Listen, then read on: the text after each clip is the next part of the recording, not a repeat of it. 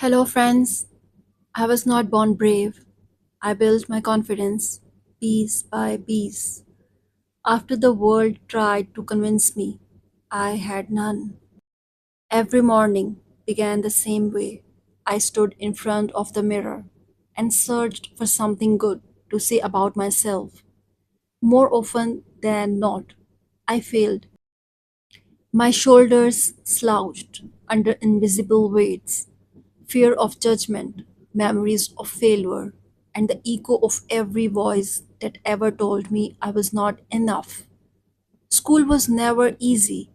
I walked the halls like a ghost, blending into the lockers, hoping no one would notice me, yet aching for someone to see me. My hands would tremble at the thought of being called on in class. My voice, when it came out, was small and unsure. I believed the mirror. I believed I was invisible. But one moment can change everything. And mine came on an ordinary Thursday. It started with a presentation. My heart raced as I walked to the front of the class. My notes shook in my hands. I expected laughter, whispers, maybe even piety.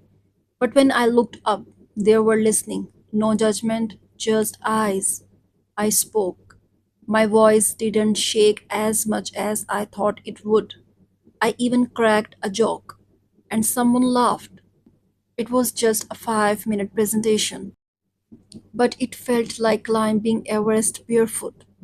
That day, I didn't just speak, I showed up, and that was my first brick in the wall of confidence I was building. I made a promise that night. I would do one small thing every day that scared me. Speak up, ask a question, say no, look someone in the eye. Little by little, those tiny acts began to add up. I started keeping a journal, a record of bravery. I called it my courage book. Every time I stepped out of my comfort zone, I wrote it down. Soon the book began to fill. So did I. Building confidence didn't mean I never stumbled. I failed a test. I thought I would aced. I got rejected for a role I auditioned for. I choked during a debate. Each time the old voice returned, "You are not good enough." But now I had something new, a louder voice that replied, "But you are better than you were yesterday." And that voice, that was mine. Confidence is not built in isolation, it grows in safe spaces. I thought asking for help was weakness, but I was wrong. Confidence also means knowing when to lean. I joined a study group, not because I needed help with math, but because I needed people. They didn't laugh when I asked stupid questions. They encouraged me when I got things right. They saw me, really saw me, and slowly I started seeing myself through their eyes. One of them said something I'll never forget. "You speak gently, but every word matters. Don't be afraid to take space." That day, I began to believe I was allowed to exist loudly. There's kind of courage that doesn't get applause. It's saying no to something that drains you. It's saying yes to something that scares you. I began practicing both. I said no to people who only called me when they needed something.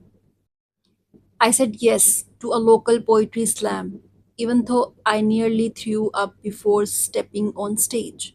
My voice cracked on the mic, but I kept going. When I finished, the room clapped. But more importantly, I clapped for me. One day, during a quiet evening walk, I realized something. The meanest voice in my life was not from others, it was from me. Every time I messed up, I called myself names: weak, stupid, embarrassing.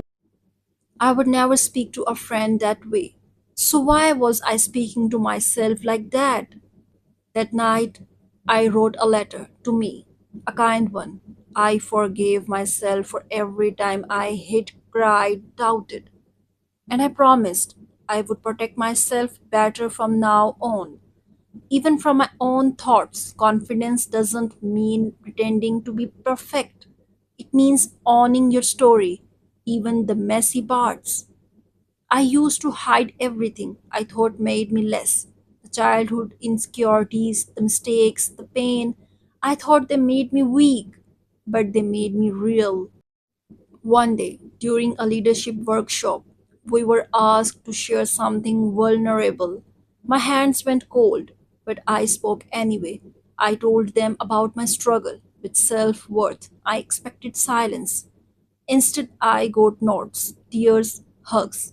My story helped someone else feel less alone. That day, I realized my scars were not shame, they were my strength. 1 year later, I stood in front of the same mirror where I once searched for something good.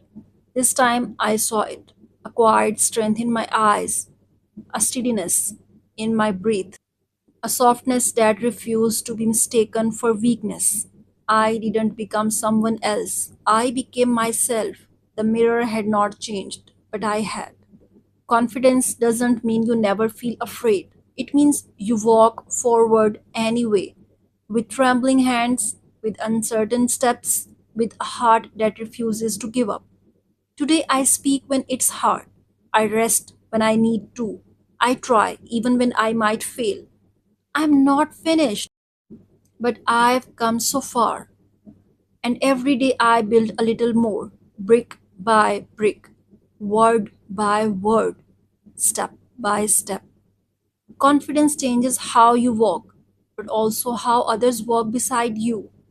In my workplace, I was once the quiet one in meetings, the person who had ideas but never shared them, the one who hesitated to take credit.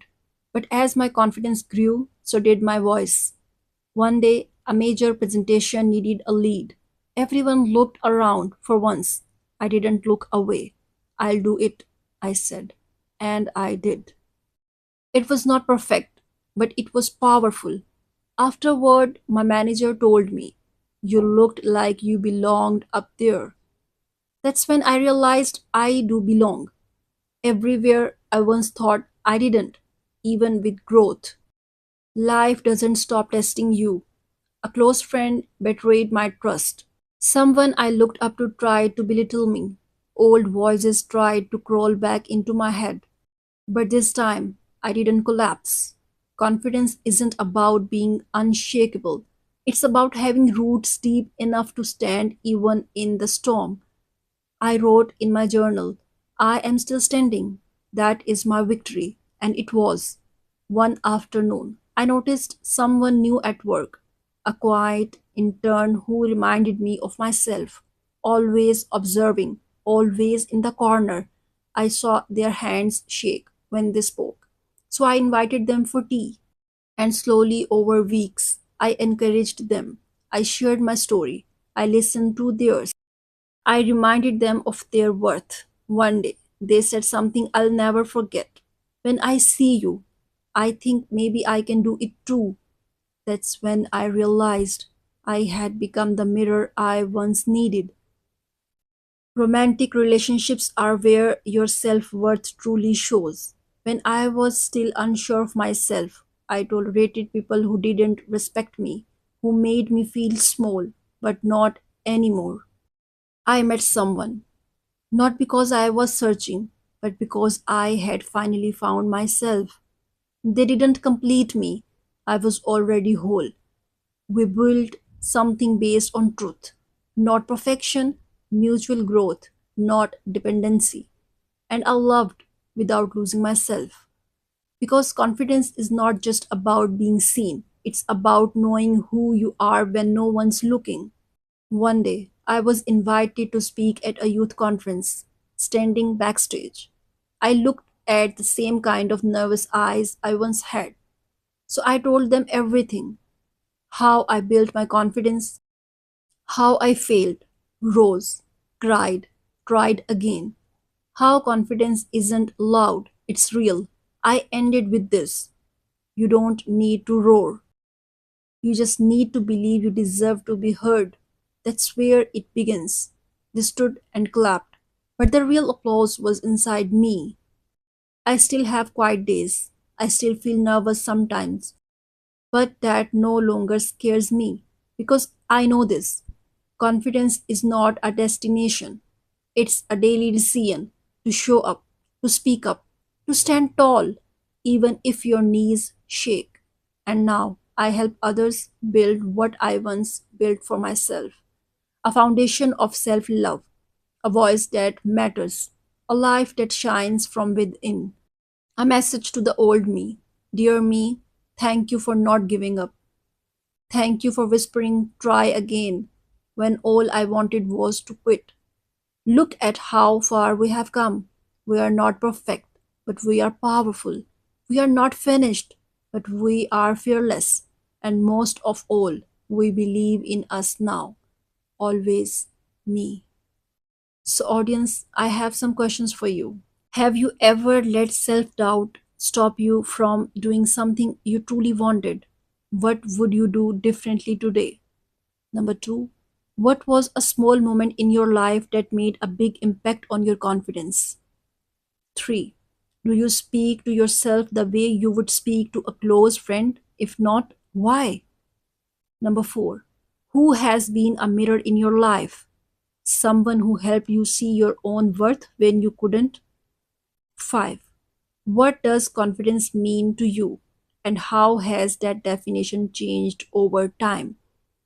Have you ever inspired someone else by simply being yourself? What did that moment teach you? 7. What step can you take today to build your confidence, no matter how small?